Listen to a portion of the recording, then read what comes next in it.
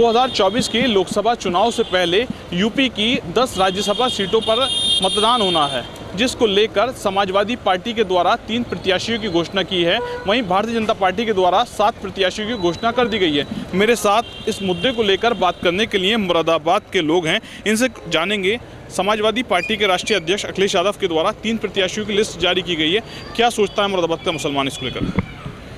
समाजवादी का जहाँ तक सवाल है, समाजवादी अभी समझ ही नहीं पा रहे हमें करना क्या है। क्यों? क्या आप जानते हैं कि इस वक्त शहर का माहौल क्या है, हिंदुस्तान का माहौल क्या है? देखिए, मुसलमान समझदार हो चुका है। अब वो राजनीति ख़त्म हो गई कि दीन के नाम पे, इस्लाम के नाम पे वोट मांगना। आज का मुसलमान हो, कोई भी तबके का हो, उसे विकास चाहिए। विकास जहाँ से मिलेगा वहीं से जीत होगी। इन लोगों ने कहाँ पर विकास करा है, इनकी समझ में नहीं आ पा रहा है। इसीलिए काफ़ी कन्फ्यूज़ हैं, कहाँ पे किस प्रत्याशी को उतारें, कहाँ पे किसको नहीं उतारें। इनके आपस में अभी कुछ समझ में नहीं आ पा रहा कि भाई क्या करना है हमें। इनके पास तो कोई मुद्दा ही नहीं है, किस मुद्दे पे ये पॉलिटिक्स करें और लोगों को गुमराह करें।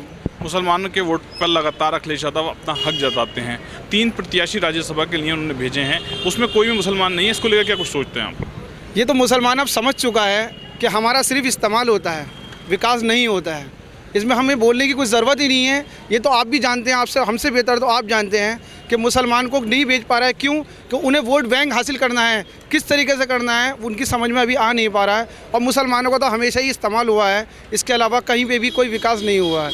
इसीलिए आप समझ सकते हैं कि मुसलमान का इस्तेमाल करते हैं, कहीं पर भी विकास नहीं होता है। इसीलिए उन्होंने मुसलमान हो या महिला हो, भाई मुसलमान को छोड़िए, कहीं भी कोई महिलाओं की बात करते हैं कि महिलाओं को इतना ज़्यादा जितना बीजेपी सरकार आगे बढ़ा रही है, समाजवादी हो या कांग्रेस हो, कभी नहीं बढ़ाया गया। इसीलिए ये लोग बहुत कंफ्यूज हैं।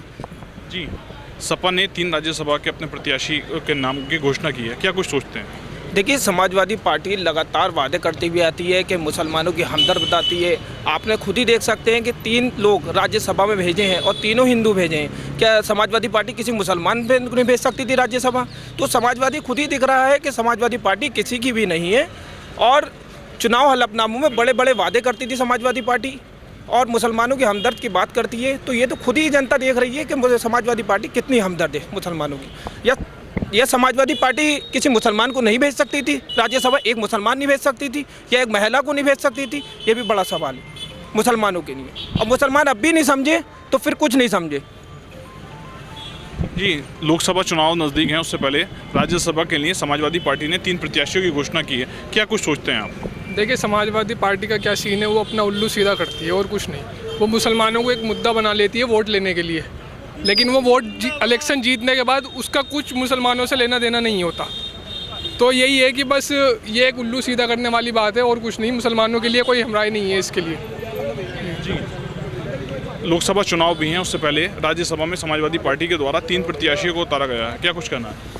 सर, मेरा कहना यही है कि समाजवादी पार्टी मुसलमानों के लिए कुछ नहीं कर रही है और इसके लिए मुसलमानों को जागरूक होने की ज़रूरत है।